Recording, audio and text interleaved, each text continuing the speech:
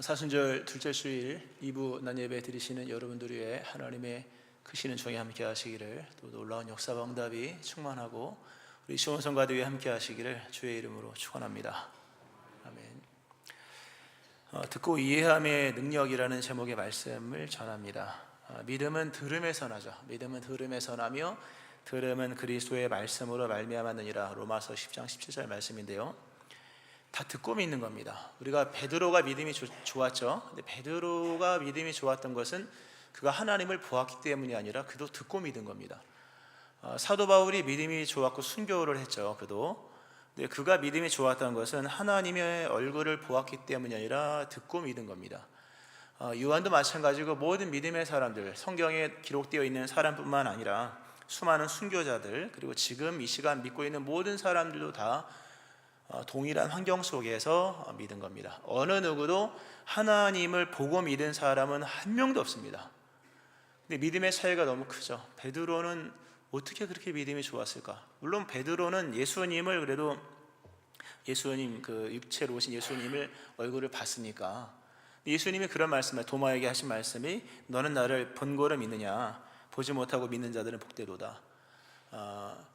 보았기 때문에 믿음이 더 좋다고 말할 수 없는 겁니다. 예수님의 얼굴을 봤으니까, 공생애에서 기적을 받고 옆에서 떡을 먹었고 예수님의 못자국을 봤기 때문에 믿음이 좋다고 말할 수 없는 겁니다.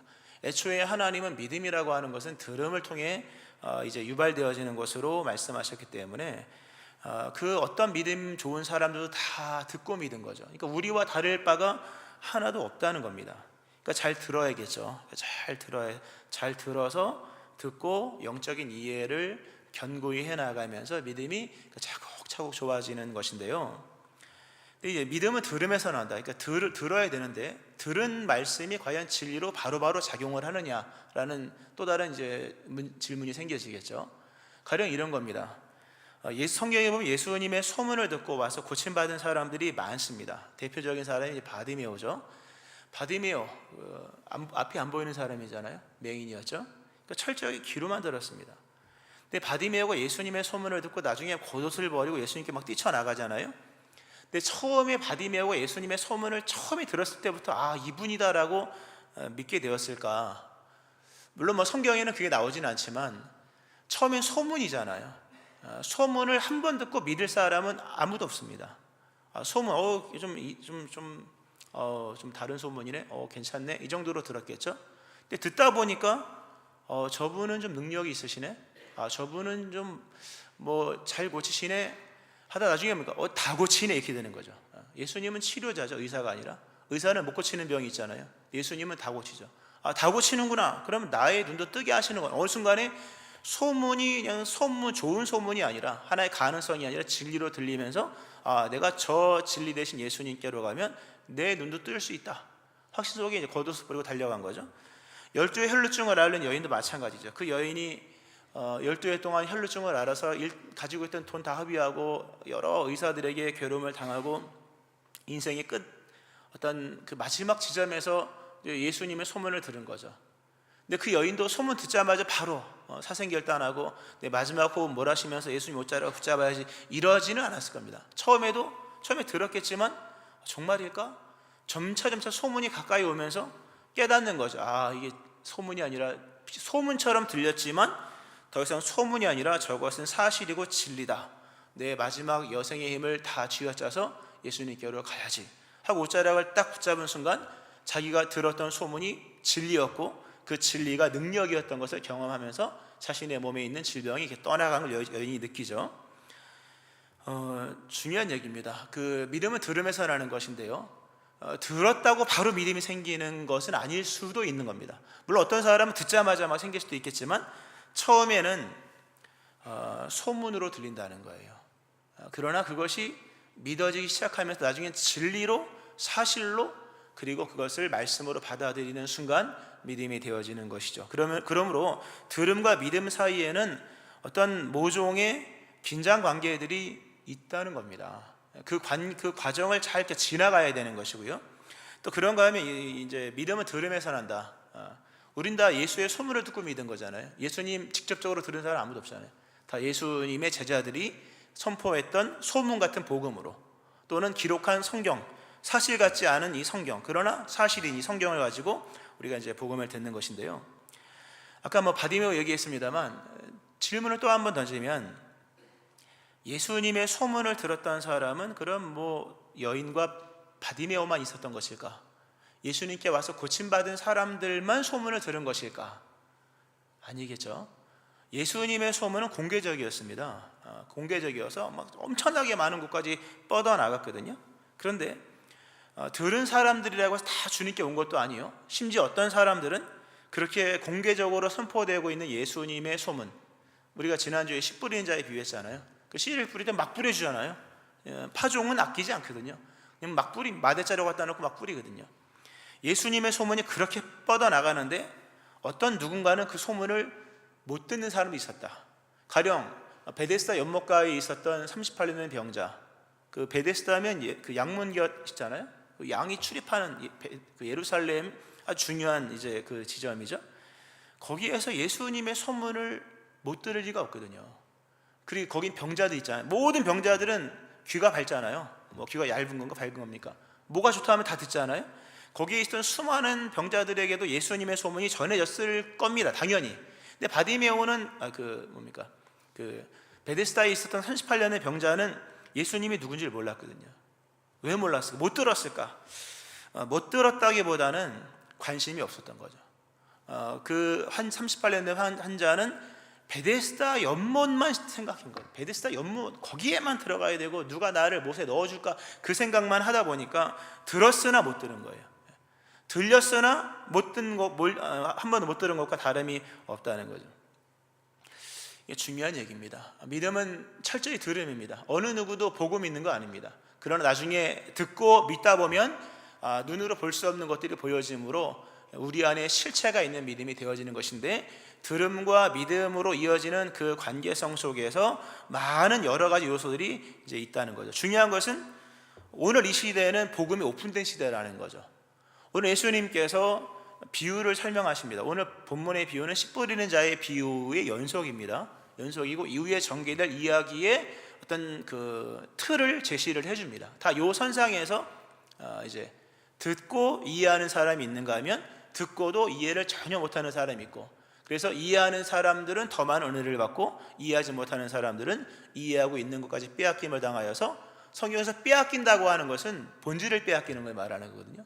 하나님의 나라를 잃어버리는 이제 물론 그렇게 안 하시도록 하나님이 많은 조처를 취하시지만 그런 말씀으로 전개가 됩니다. 예수님이 비유를 말씀하시기를 누구든지 등불을 켜서, 등불을 켜는 목적은 뭡니까? 여기 우리가 조명을 달아놨는데요. 이 조명을 달아놓는 이유는 등불도 마찬가지고요. 다 뭡니까? 빛을 비추기 위한 거예요. 예수님 말씀하시기를 누구든지 등불을 켜서 불을 붙이는 순간 그거는 감추어 놓기 위해서 불을 켜는 게 아니라 다 등경 위에 두어서 사람들로 보게 하기 위함이 아니냐. 내가 복음을 전하는 이 복음을 전하는 이 모든 방식이나 예수님의 말씀이나 또는 다양한 형식으로 말씀을 전했잖아요. 이적으로 계시된 말씀도 있었고, 또는 정말 강론하시는 말씀도 있었고, 오늘 본문의 비유처럼 하시는 말씀도 있었고, 어쨌든 다양한 모습으로 예수님께서 복음의 빛을 비추시는 것은 사람들로 못 알아듣게 하기 위함이 아니냐, 최대한 많은 사람들이 알아듣도록 내가 좋은 위치에 올려놓는 거다. 이게 지금 그 얘기거든요. 등불을 켜서 제일 좋은 곳에, 제일 빛이 잘 비치도록 좋은 곳에 놓는 것처럼 내가 너희에게 전하는 모든 이 말씀에 관한 것도 내가 못 알아듣게 하는 게 아니라 알고 보면 다 알아듣도록 이 평상 위에, 그 등경 위에 이제 두기 위한 것이다. 그런데 사람들이 못 알아듣는 사람이 있고 못 듣는 사람이 있고 또는 깨닫는 사람이 있고 더 깨닫는 사람이 있다 말씀을 하시는 겁니다. 그러니까 우리가 사는 시대는 은혜가 공개된 시대입니다. 적어도 남한에 살고 있는 사람들, 북한은 아직 복음이 그렇게 없잖아요. 복음 없는 곳도 많습니다. 그러나 우리가 살고 있는 이 시대, 우린 적어도 포항에 살고 남한에 살고 이 유튜브 채널 속에 기독교 방송이 얼마나 많습니까? 라디오도 CBS 극동방송 많잖아요. 또 개인 방송도 있고요. 얼마나 복음의 어떤 빛이 만방에 비춰지고 있습니까? 복음이 공개되고 있다. 등불을 켜서 등경에 두는 것처럼 이 시대는 복음이 감춰진 시대가 아닙니다. 복음이 비밀이 아니라는 거예요. 비밀이 없도록 하시는 예수님의 의지도 나오고요. 그러니까 등경 위의 등불처럼 정오의 태양처럼 엄청나게 복음이 막 증거되고 있다는 거죠. 은혜가 오픈되었다는 거죠. 여기서 중요한 문제. 그렇다면 과연 여러분의 귀에는 그 복음이 들리는가? 라고 하는 겁니다. 중요한 얘기입니다. 베데스다 연못가에 있었던 그 환자가 예수님을 모르는 게 기적입니다. 모를 리가 없거든요. 예수님 이미 공생의 여러 사역의 전개가 된 상황 속에 놓여 있었고 소문이 파다했거든요. 근데 못 들었던 원인은 뭔가 문제가 있었기 때문이라는 거죠. 오늘 본문은 그런 말씀들을 굉장히 우리에게 이렇게 제시를 합니다. 은혜가 넘쳐나는 시대죠. 예배 주일날 문 닫은 교회 하나도 없어요. 주일날 가면 다 11시 10시 때쯤 가면 예배가 진행이 되고 말씀이 선포가 되고 못 들을까봐 유튜브로 또 그죠? 라디오로 또 나오고 엄청나게 공개된 은혜의 시대인데 과연 그러니까 이런 겁니다. 말씀이 선포된다는 사실 앞에서 이미 우리에게 나타나고 있는 여러 반응들은 곧 심판적입니다. 모두가 못 들으면 상관없습니다. 늘 비유하지만 시험 문제가 제출이 됐는데 모두가 못 풀어요. 그러면 시험이 잘못된 거예요. 근데 어느 한 사람이 푸는 순간 이건 실력이 되는 겁니다. 실력 차이인 겁니다. 모두에게 복음이 선포됩니다. 어느 누구도 하나님 보고 믿는 사람 없습니다. 다 안 보고 믿는 거예요. 듣고 믿는 겁니다. 그런데 누군가는 믿음이 이렇게 좋아지고 시간이 지날수록 믿음이 좋아지는 반면에 누군가는 믿음이 별로다, 형편없다 하는 것은 그 사람의 책임인 것입니다. 이거 중요한 얘기입니다. 그 사람의 책임인 거죠. 과연 들을 준비가 되어 있는가? 오늘 예수님이 그렇게 말씀하세요. 숨은 것이 드러나지 않을 것이 없다. 다 드러난다. 오픈된다. 감추어진 것이 알려지고 나타나지 않을 것이 없다. 다 오픈될 거다. 그러므로 너희가 어떻게 들을까를 스스로 삼가라. 한번 어떻게 듣는가를 돌아보라. 들리는가의 문제가 중요합니다. 나에게 복음이 들리는가? 성경이 내게 말씀하시는가? 유명한 얘기 있잖아요. 성경 속에서 하나님이 우리를 기다리신다 그러잖아요. 성경을 읽으면 기다리는 하나님 만나는 거잖아요. 성경이 우리에게 말씀하신다 또는 성경이 우리에게 손짓하신다 그러거든요. 과연 하나님의 손짓과 음성이 성경을 통해 들리는가? 날마다 이해되도록 선포되는 설교 말씀을 통하여서 하나님의 음성이 들리는가? 들을 준비가 되어 있는 사람들에게는 하나님께서 듣는 능력과 이해력을 더하십니다. 그러나 들을 준비가 되지 않은 사람들은 있는 것도 빼앗긴다. 아주 중요한 얘기입니다, 여러분. 만약에 나의 귀에 복음이 들리지 않는다, 나에게 하나님 말씀이 들리질 않는다, 넘쳐나는 은혜의 시대를 살면서도 내 안에는 여전히 고갈된 어떤 가란 어떤 모양이 있다면 무엇이 문제일까? 오늘 본문에 보면 그럽니다. 그 등불 비유를 말씀하시면서 누구든지 등불을 켜서 이것을 등경에 두나니 이는 들어가는 자들로 그 빛을 보게 하려 함이라. 등불을 켜서 이렇게 올려놓는 이유는 들어가는 자들로 그 빛을 보게 하려 함이라. 아주 중요한 말씀입니다. 무슨 얘기냐면요, 등불을 켜놓은 이유는 들어가는 자들을 위해서 켜놓은 거예요. 그러니까 반대로 얘기하면 들어가려 하지 않은 사람들은 등불의 빛을 못 보는 겁니다. 아주 중요한 그러니까 굉장히 구조적인 메시지잖아요. 구조적이잖아요. 등불이 있는데요, 들어가려는 사람에게는 보이게 되어 있고 들어가지 않으려는 사람에게는 안 보이는 등불이라는 거죠. 예수님이 그런 위치에다 올려놨는 거예요. 복음이 우리에게 들려지지 않는다, 가령 들려지지 않고 말씀이 귀에 들어오지 않는다, 그것은 그 사람이 들어가려 하는 자가 아니기 때문입니다. 어디를? 천국을 들어가려 하지 않은 자들에게 복음은 의미가 없습니다. 천국을 향해 나가지 않는 사람은 아무리 옆에서 메가폰을 갖고 지금도 엄청난 스피커로 얘기하잖아요. 얘기를 해도 안 들리는 거예요. 안 들리는 이유는 복음이 없기 때문이 아니라, 또는 하나님께서 말씀의 씨앗을 뿌려주시지 않기 때문이 아니라 그가 들어가려는 의지가 없기 때문입니다. 성경은 신기하더라고요. 하나님은 구원을 사모하는 모든 사람을 다 구원하십니다. 그러나 구원을 거부하는 사람까지 구원하지는 않으시더라고요. 손을 땡겨서 막 성벽에서 끌어내잖아요, 소돔과 고모라서. 그러나 뒤를 돌아보는 사람을 막을 수는 없는 거예요. 천국에 들어가려고 하는 사람에게는요, 복음은 오픈되어 있습니다. 항상 기회입니다. 그러나 천국에 들어가려 하지 않는 사람에게는 복음이 잘 안 들립니다. 그리고 전혀 안 들릴 수도 있는 것이죠. 그러니까 오늘 우리의 이런 말씀에 대한 우리의 어떤 이 들음과 이해에 대한 우리의 이런 모양이나 모습 자체가 중대한 것을 말씀을 해주고 있는 겁니다. 오늘 이 말씀에 보면 그러므로 너희가 어떻게 들을까 삼가라. 어떻게 들을까를 주의하라. 그러니까 이게 주의력이 필요하다. 천국에 들어가려 하는 사람들은 주의력이 있습니다. 주의력 가지고 있거든요. 왜냐하면 천국에 들어가야 되니까. 하나님 나라를 향해 나가는 사람은 주의력이 있습니다. 사명 있는 사람, 비전 있는 사람, 하나님의 뜻을 아는 사람들은 주의력이 있습니다. 그러니까 주의력이 있으면 들어요. 듣고자 하는 건 듣잖아요. 우리 애기 엄마들이 놀이터에서 애들이 여러 명이 떠들어도 내 애기 소리는 다 듣고 있잖아요. 그죠? 넘어지면 우왕 울면 누가 오는지 아무도 모르지만 신기하게 자기 자식은 알잖아요. 그렇잖아요? 그런 겁니다. 주의력 있을 때 다 들립니다.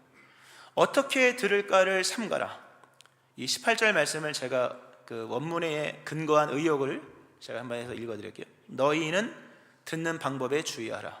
말씀을 유익하게 듣는 자는 더욱 유익을 얻을 것이요 주의력 없이 듣는 자는 조금 들어서 아는 것처럼 생각되는 것까지도 잃게 될 것이다. 주의력을 가지고 들어라. 주의력을 가지고 잘 들으면 하나님이 더 주신다는 거죠. 이해력을 더하신다. 성경에는 이런 표현 많이 나와요. 있는 자는 더 받겠고 없는 자는 있는 것까지 빼앗긴다. 빈익빈 부익부. 가난은 가난을 낳고 부는 부를 낳고 이런 얘기가 아닙니다. 하나님의 원리 중에 하나가 사모하는 사람에게는 더 줍니다. 그러나 사모하지 않는 사람에게 있는 것도 빼앗아 가는 거죠. 동일한 은혜의 세계 속에 더 받는 자들이 있다는 것을 우리가 심각하게 들어야 됩니다. 분명히 여기 이 자리도 마찬가지입니다. 은혜를 많이 받는 사람이 있고 은혜를 받는 사람이 있고 은혜를 못 받는 사람이 있고 어느 누구는 은혜를 더 많이 받는 사람도 있는 거예요. 은혜의 세계는 그런 겁니다. 있는 자는 더 받는 거죠. 정말 은혜를 사모하는 사람들은 더 받는 자들, 그러니까 더 심오한 들음의 세계와 이해의 세계를 향해 기울이고 몰두하며 나가는 사람들에게는 은혜가 더 주어지는 거예요. 그러나 부주의하고 긴장하지 않고 준비하지 않고 들으면 잘 안 들립니다, 여러분. 근데 결국 못 들으면 믿음이 없는 것이고, 오늘 예수님은 이 들음의 문제를 믿음의 문제만 아니라 구원까지 연결시키잖아요, 본문 속에서. 그래서 있는 자는 받겠고 없는 자는 있는 줄로 아는 것까지도 빼앗기라. 빼앗기면 끝나는 거잖아요. 그러니까 듣는 건 굉장히 중요합니다.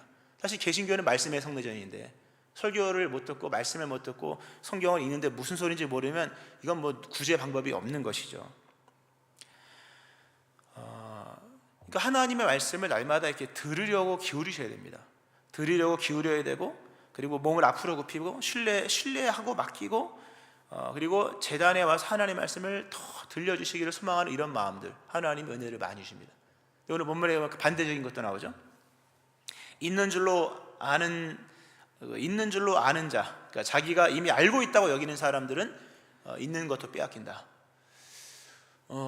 우리가 성경을 읽어보면 뭐 바디메오 이야기는 수도 없이 들었죠. 바디메오 하도 들어가지고요. 꼭 옆집 사람 같아요. 그죠? 혈루증 앓는 여인 누군지 모르지만 꼭 동네에 살고 있을 듯한 법한 여인처럼 느껴지죠. 다 아는 분문 같죠? 근데 그런 게 아니거든요. 다 안다고 여겨지는 것으로 인하여서 알고 있는 것까지 놓쳐버리는 일이 생기는 겁니다. 성경은 살아있는 거잖아요. 살아있는 것 중에 동일한 어제와 같은 동일한 모습이 있습니까? 아니, 비슷할 뿐이죠. 늘 새로운 거거든요. 그러니까 있는 줄로 그러니까 알고 있다고 여기는 사람들은 말씀에 적극적이지 않습니다. 당연하죠. 알고 있다고 여기니까. 자기들이 이미 알고 있다고 생각하는 사람들 하나님이 다 빼앗아 간다고 말씀하십니다. 중요한 얘기입니다. 언제나 말씀은 사모하는 마음이 있어야 됩니다. 사모하는 듣고 이해하는 능력을 더해 주시도록 사모하는 마음이 있을 때 하나님이 있는 그 사람들에게 더 주시는 거예요. 그 마음이 있는 자를 더할 것이요. 근데 그 마음이 없는 사람은 있는 것도 빼앗아 없어지는 거죠. 중요한 신앙의 자세죠. 굉장히 중요한 원리이기도 하고요. 그러니까 팔짱을 끼고 확신이 오기를 기다리면 확신은 절대 안 옵니다, 여러분. 이렇게 뭐 설교하면서 손 팔짱 껴봅니다. 이게 편하네요. 그렇죠. 괜찮네 이거요. 팔짱을 끼고 확신이 오기를 기다리면요, 확신 안 주십니다, 하나님. 가만히 앉아서 즐거워지기를 기다리면요, 즐거움은 절대 오지 않습니다. 그런 게 아니에요. 믿음 생활은 사모하셔야 됩니다. 사모하시고 더 말씀하시고 또 이해해 주시기를, 또다시 그리스도를 새롭게 맞이하기를 바라는 마음으로 날마다 심령을 열고 마음을 새롭게 하면서 하나님을 향해 나갈 때 하나님께서 그 사람에게 새로운 확신을 주시고, 그러니까 기억이 아니잖아요. 확신은 기억력이 확신입니까 여러분? 머리 좋다고 믿음이 좋아집니까? 아니, 확신은 하나님의 임재잖아요. 그 순간 역사하시는 하나님의 어떤 주시는 감정의 세계, 알고 보면 영적 확신이지 않습니까? 기억력이 아닌 거예요. 기억력이 아무리 좋아도 확신은 별개입니다 여러분. 그러니까 팔짱을 끼고 확신이 오기를 기다린다거나 가만히 앉아서 믿음이 즐거워지기를 바란다거나 의무를 생각하지 않고 지식만 얻으려고 하면요, 잠깐의 지적인 유인이 있을지 모르지만 믿음은 자라지 않습니다. 그러니까 우리가 믿음 생활을 뭐 한두 해 한 게 아니지 않습니까? 그죠? 예수님 제자들은 3년 만에 제자가 됐는데 우리는 30년을 믿어도 제자리라면 이게 듣고 이해하는 능력에서 문제가 있는 거거든요. 그렇다고 우리가 뭐 문제적 인간이라고 얘기하는 것이 아니라 오늘 이 말씀 속에서 돌이키라는 얘기잖아요. 오늘 예수님께서 특별히 이런 말씀 속에서 말씀을 하시면서 예수님은 주로 비유로 말씀하십니다. 주로가 아니라 거의 비유로 말씀하십니다. 이게 중요한 얘기인데요. 그래서 이 듣고 이해하는 능력이 더 중요하다는 말씀을 드리려고 하는 건데요. 씨 뿌리는 자의 비유 우리가 지난주에 봤잖아요. 근데 그런 비유만이 아니라 성경에 예수님 참 많은 비유를 하셨습니다. 심지어 마가복음 4장에 보면 이런 말씀이 나옵니다. 예수께서 이러한 많은 비유로 그들이 알아들을 수 있는 대로 말씀을 가르치시되 비유가 아니면 말씀하지 아니하시고 다만 혼자 계실 때에 그 제자들에게 모든 것을 해석하시더라. 비유가 아니면 말씀을 안 하셨대요. 예수님은 상당수가 비유를 통해서, 비유는 화법이잖아요. 비유의 화법을 통해서 하나님 말씀을 또는 하나님을 이렇게 설명하십니다. 물론 때로는 직설적으로 할 때도 있으셨죠. 근데 비유라고 하는 게 뭐냐면요, 이게 원어적 개념은 나란히 어떤 두 가지를 같이 밀어 올리는 걸 말하는 거예요. 비유는 뭐냐면 나란히 두 개를 같이 올린다는 뜻입니다.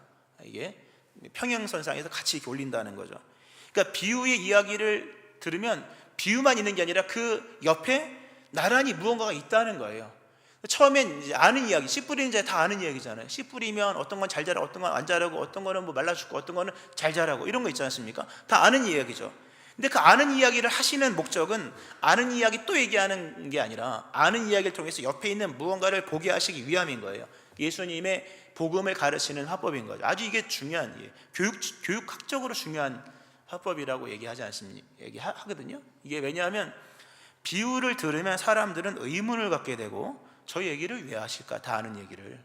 토끼와 거북이 뭐 다 알잖아요. 예를 들면 아까도 뭐 바디메오 얘기했잖아요. 바디메오가 본문이 아니기 때문에 비유로 든 거예요. 바디메오 혈루증 다 아는 얘기 왜 하실까? 다 아는 얘기 반복하는 게 아니라 그 말씀을 통해 할 메시지가 있기 때문인 거잖아요. 예수님 비유를 통해 말씀하시는 그 어떤 그 이유 중에 하나가 제자들로 하여금 참여하게 하는 거죠. 그렇다고 하더라도 비유를 하면 듣는 자들이 그 이야기 속으로 능동적으로 참여를 한대요. 아는 얘기니까 참여를 한다는 거죠. 그리고 더 적극적으로 생각을 하면서 나중에 무슨 뜻일까? 해석이 필요한 거죠.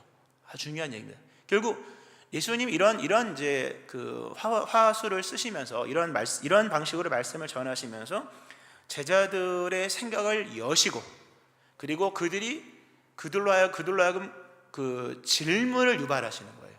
알고 있다고 여기는 세상 이해 속에서 새로운 질문을 유발하시면서 도대체 무슨 말씀을 하시는 것일까라고 했을 때 비로소 그때 비유가 아니라 비유를 통해 말씀하시는 본질적인 말씀을 하시는 거예요.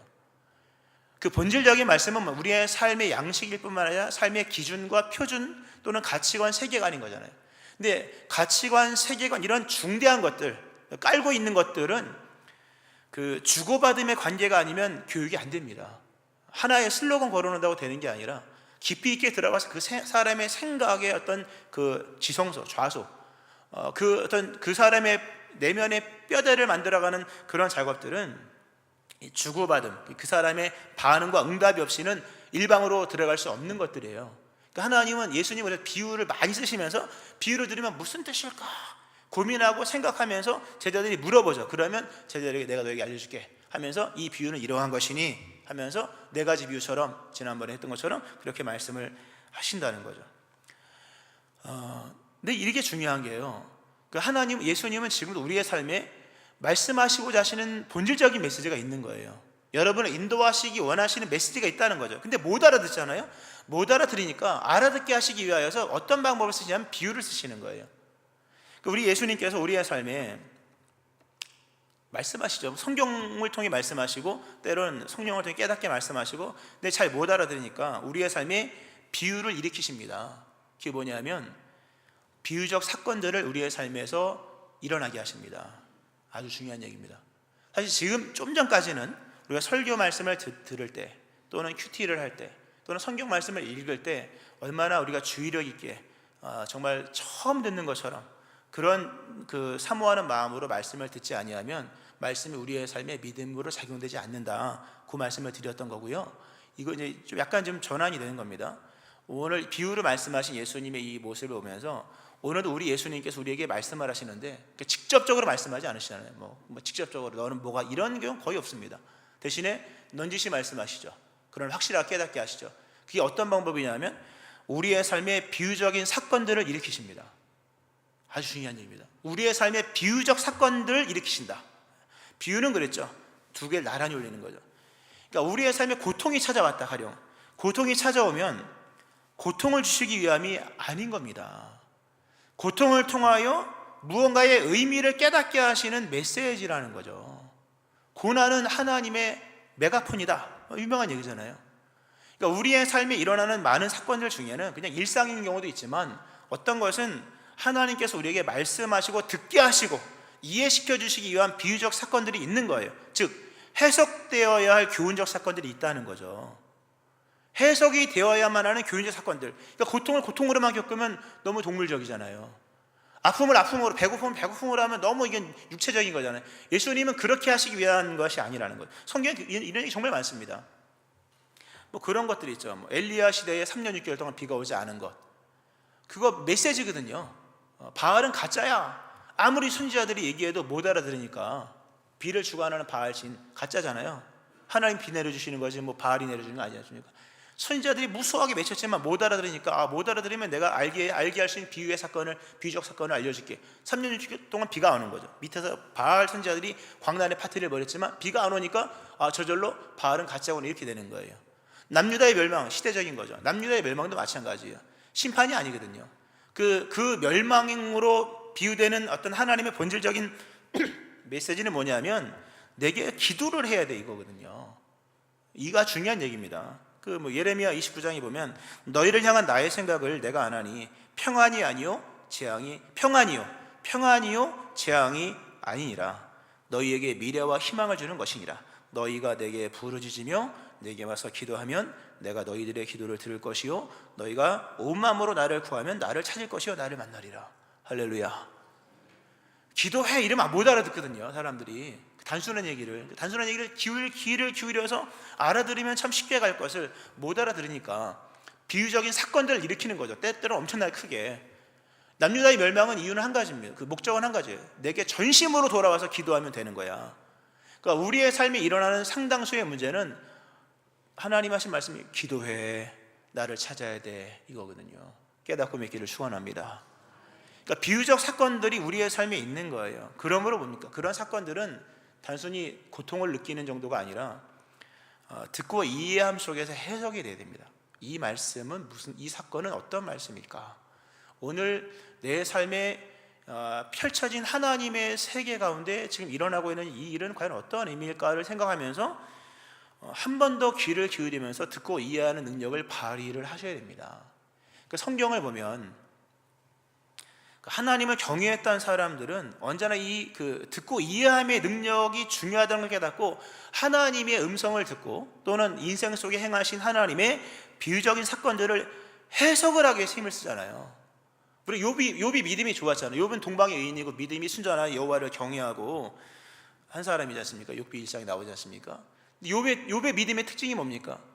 아프다가 아닌 거잖아요. 이 아픔 속에는 어떤 의미가 있을까? 이 잃어버린 이 상황 속에서 메시지는 무엇일까? 욥의 믿음이잖아요. 아주 중요한 얘기입니다. 주신 이도 여호와시요 취하신 이도 여호와실 뿐만 아니라 그 하나님을 이해하기 위하여서 그가 그 고난에 대한 이해, 고난 속에 담겨있는 하나님의 뜻에 대한 씨름을 했다는 거잖아요. 그거 아주 중요한 얘기죠. 요셉도 마찬가지예요. 요셉은 뭡니까? 해석하는 능력이 있었고 다니엘도 마찬가지잖아요. 은밀한 것을 밝히시는 하나님을 이해하면서 여기에 담겨있는 뜻은 무엇일까? 그 다니엘은 일평생 해석을 하는 사람으로 쓰여지잖아요.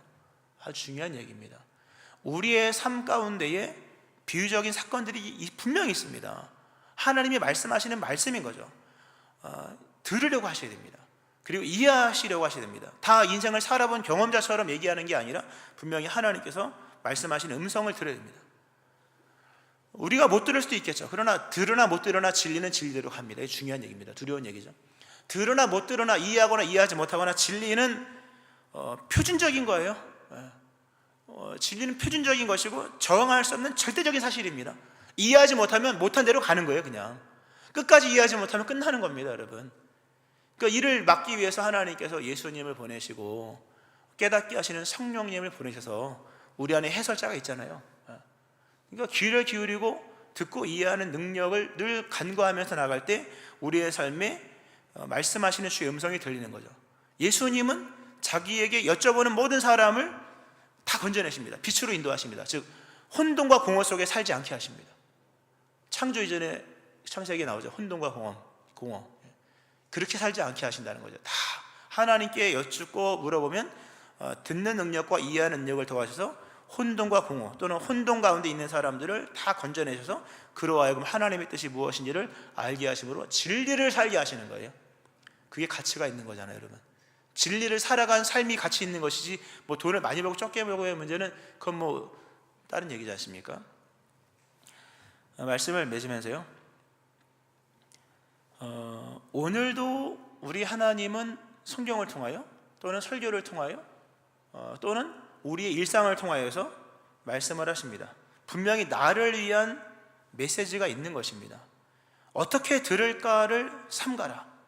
어떻게 복음이 너에게 지금 어떻게 들리는지를 주의하라. 말씀에 대한 자세를 새롭게 하고, 특별히 사순절이잖아요.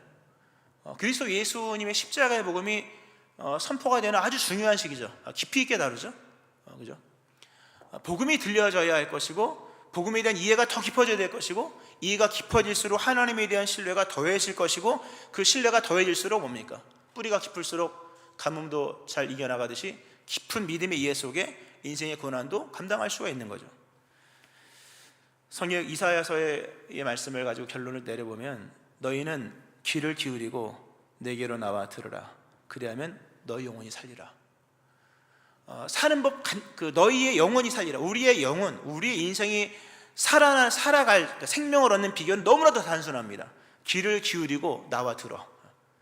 귀를 기울이고 내게로 나와 들어라. 그리하면 살리라. 믿으십니까? 귀를 기울이고 나와서 들으면 살려주신다. 우리가 살 수 있는, 우리 가정, 우리 또는 개인이 또는 우리 교회가 살 수 있는 유일한 비결은 귀를 기울이고 주님께 나가 듣는 것입니다. 그러면 하나님께서 듣는 능력과 이해하는 능력을 더하심으로 빛을 보이시고 길을 여십니다. 생명을 주시는 것이죠. 이 은혜 일어나기를 주의 이름으로 축원합니다. 아멘. 기도하겠습니다.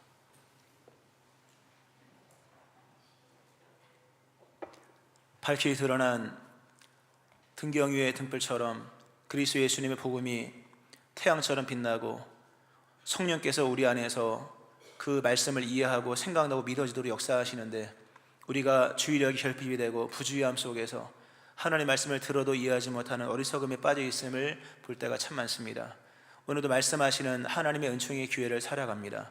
다시금 귀를 기울이고 나와 음성을 듣게 하시고 듣는 능력과 이해하는 능력을 간구하면서 새롭게 말씀의 세계로 들어가는 자들 되게 하심으로 듣는 자는 살아나리라 말씀하신 것처럼 살아나는 심령들, 살아나는 육체, 살아나는 가정과 또 충만함으로 세워지는 주님의 교회가 되게 하여 주옵소서.